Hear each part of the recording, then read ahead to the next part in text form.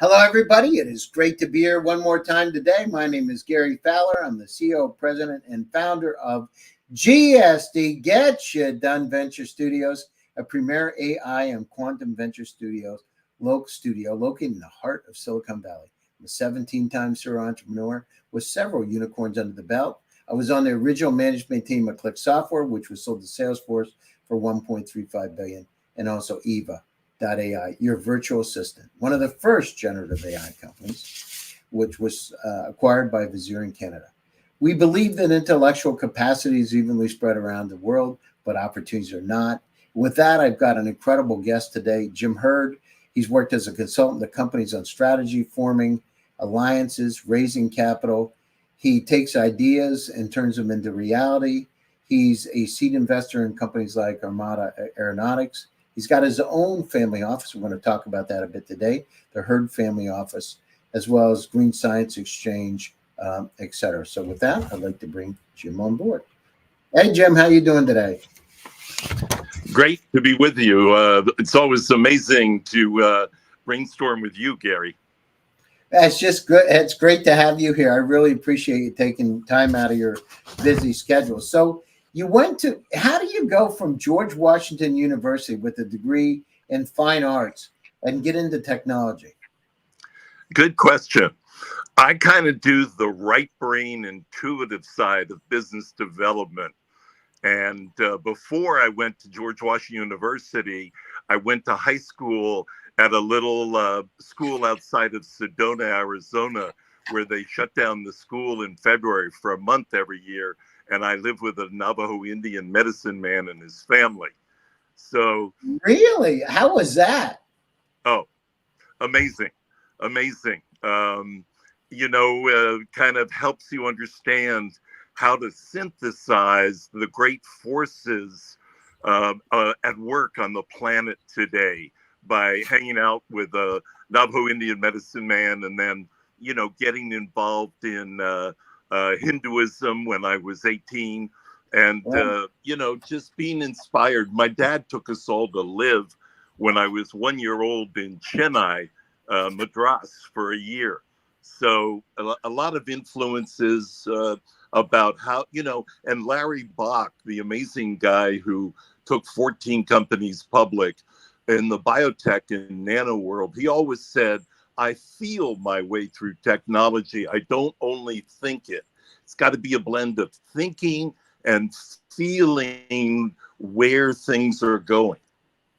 Now, how about this with this medicine man? I'm intrigued with that. Like, what did you do? Like, what was a normal day like with the medicine man? Well, they brought me, they had 10 children, and several of them were grown up. One was a medicine man, and the youngest was about to go off to college, and they wanted me to speak English with the youngest one, or the second youngest one.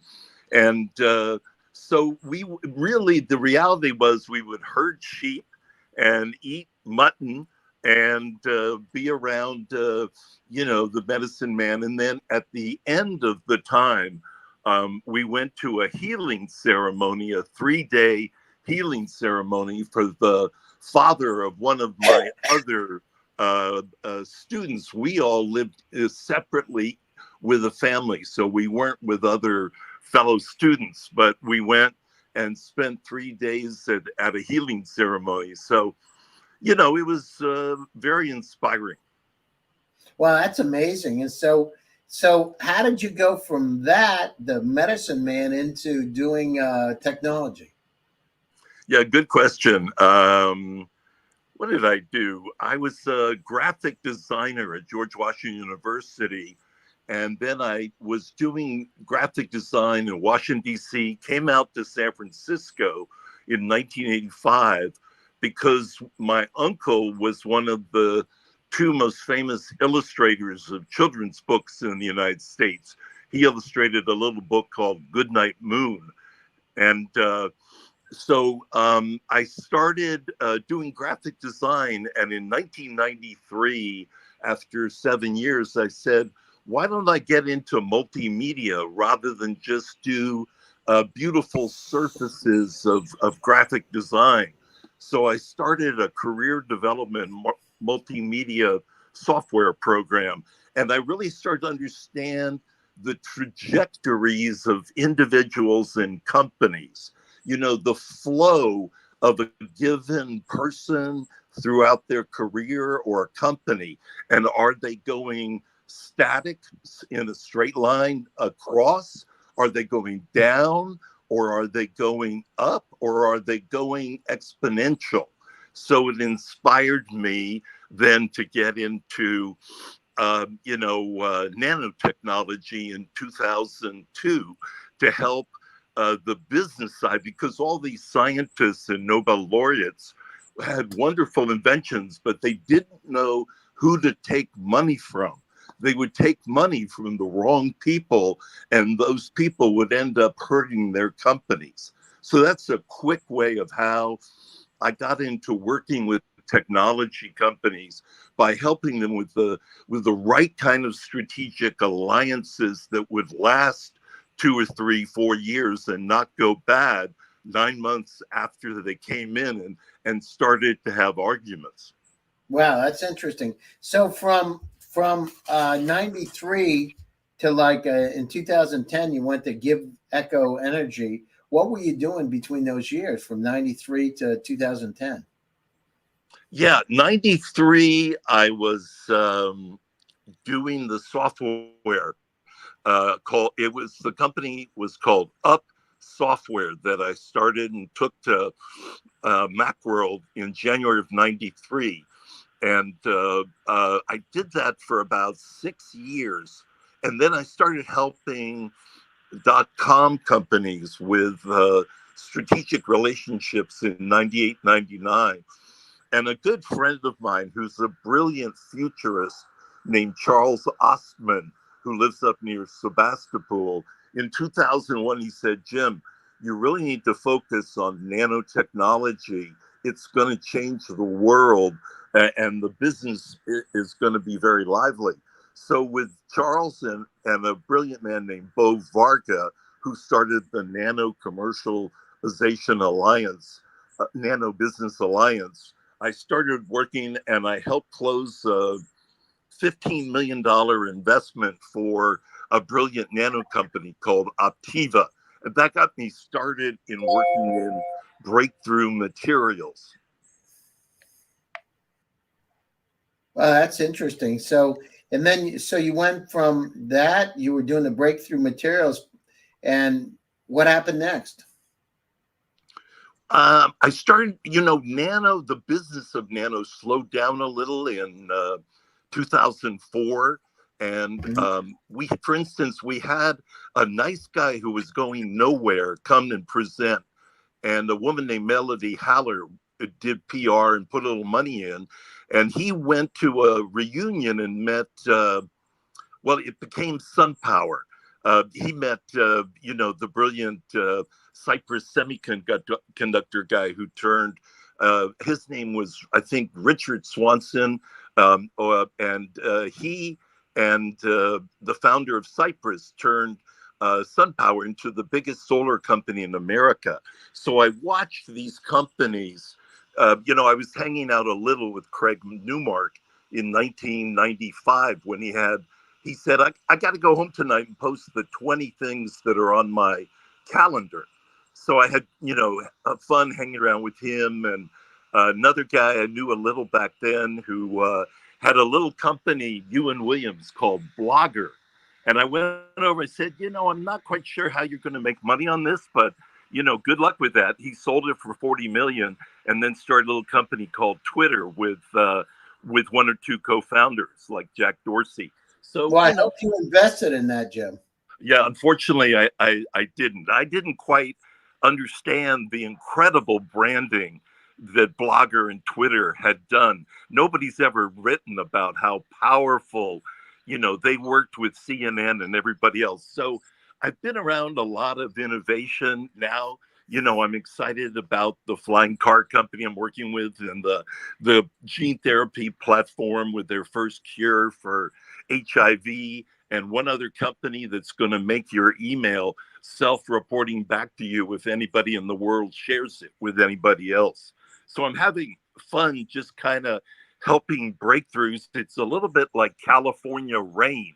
You go 10, 12, 14 months with nothing happening, then all of a sudden a huge deluge happens and you become a major player.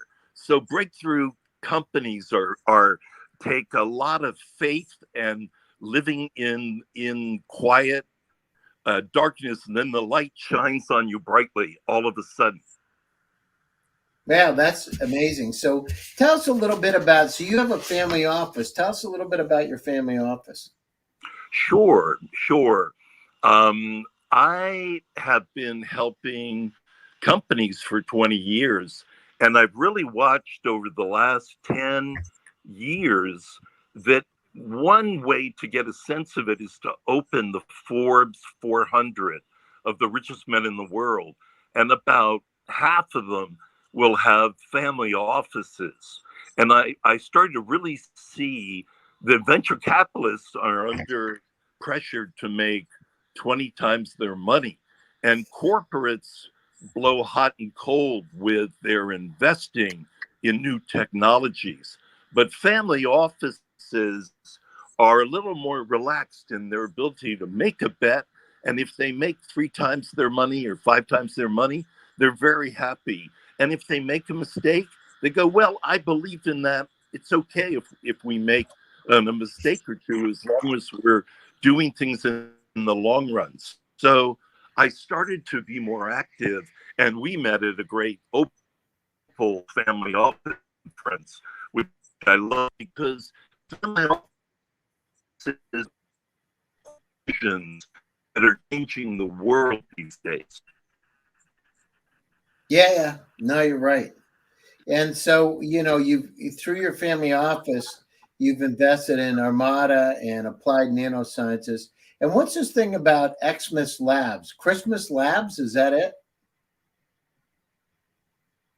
Now, that's a character who started the Nano Business Alliance 24 years ago, and I think he's busy doing other things right now. It was kind of an early app, and I had he's sort of gone a little quiet recently. So, but his name was Mark Motzaleski, who started that, who was one of the early creative guys in nanotechnology in 2001.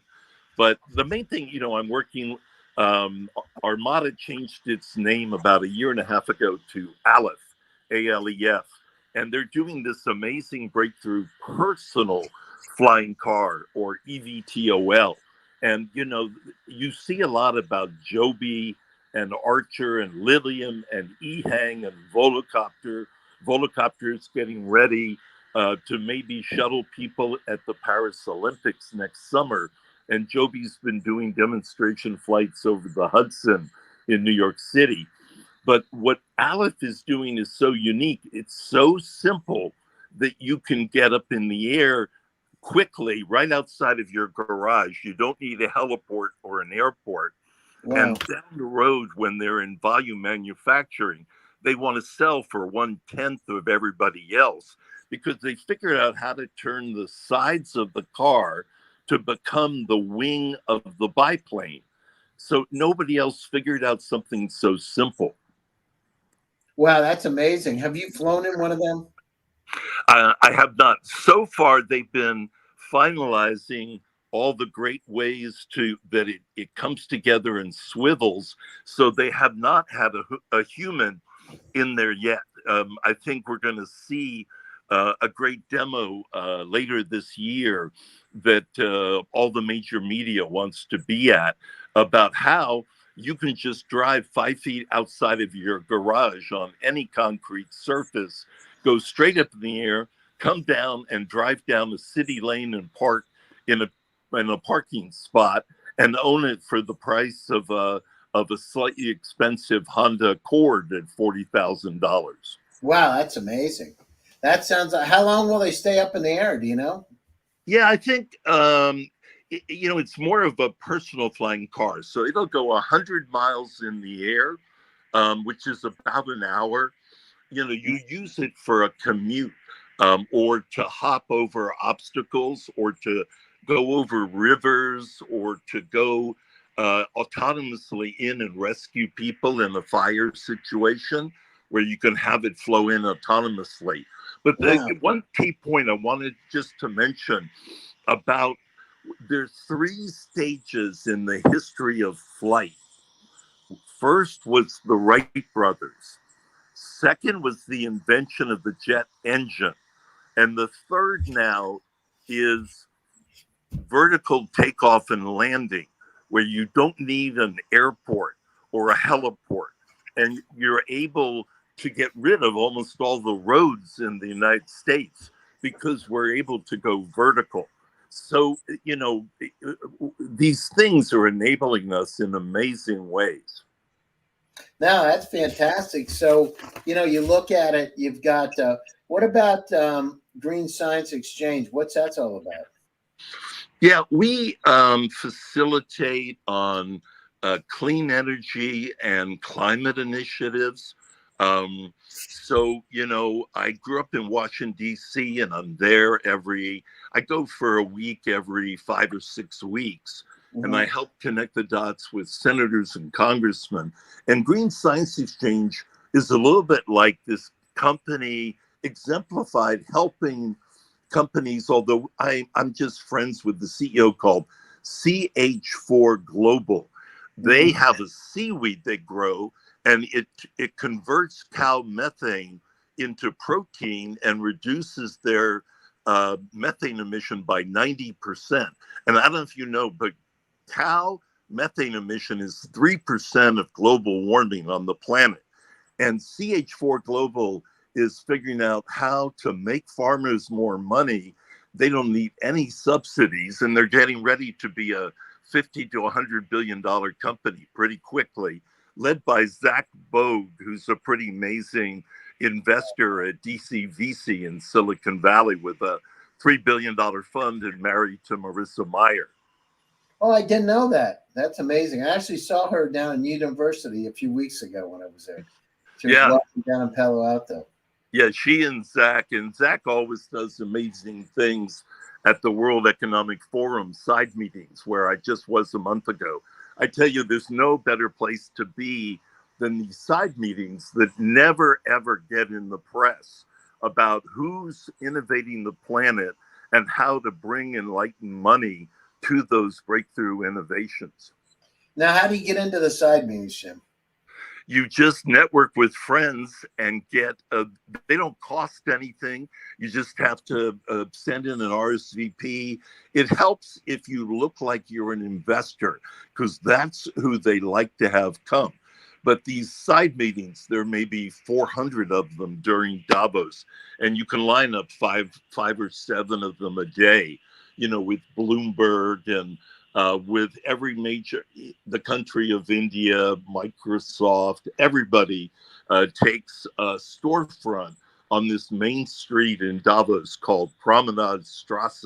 Strasse means street in German. And it's just great fun to see who really wants to help the planet innovate. Now, who did you meet? Who's interesting when you go there? What kind of people do you meet? Well, good question. Met briefly Christine Lagarde, the EU finance minister. Met David Rubenstein, who does a lot of great work out of Carlisle, and the great work he's doing these days as one of the founders. Kwaku Mandela, friends of Kwaku Mandela, one of the grandsons of Nelson. And some people, you don't really go for the famous people. You go for the people that are doing really important things that are going to be famous, 2 to 4 years from now. It's the movers and shakers. Wow, that's interesting. So, you've been in tech for a long time. Words of wisdom for those startups that are out there that have a disruptive technology. What can you talk about? What should they be looking at in order themselves? How do they position themselves to be $1 billion company?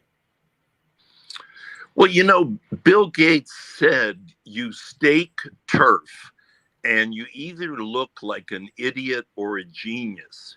And sometimes you'll look like an idiot for 5 years, and 1 week, all of a sudden, you'll look like a genius.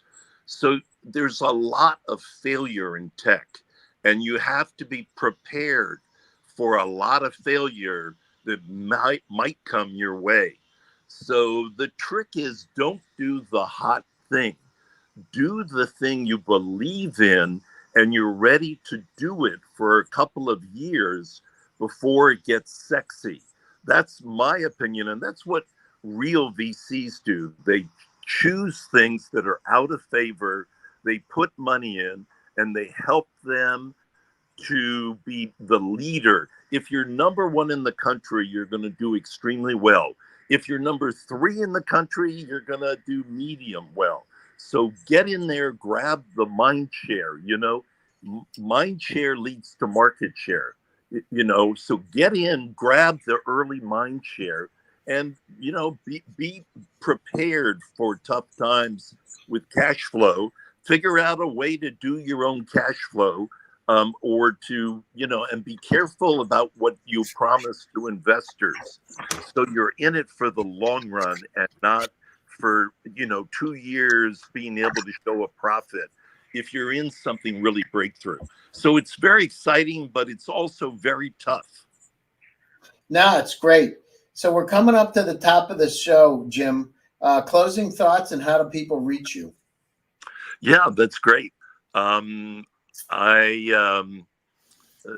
Reaching me, my email is Hurd, number 8, JIM at gmail.com. Very simple. And I can also be reached on LinkedIn, Jim Hurd Green Science Exchange. And, it's a little scary right now seeing how powerful these technologies have gone exponential over the last 15 years. And so it's a very dynamic. Yep.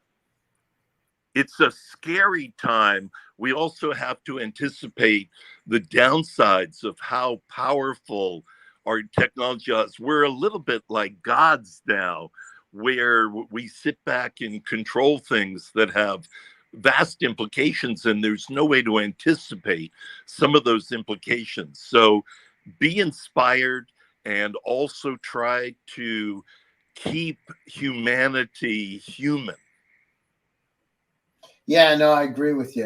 Keeping humanity human, doing the right thing. We've got a lot of challenges in front of us, from global warming to the population increase by the end of the century, going to 13 billion from 8.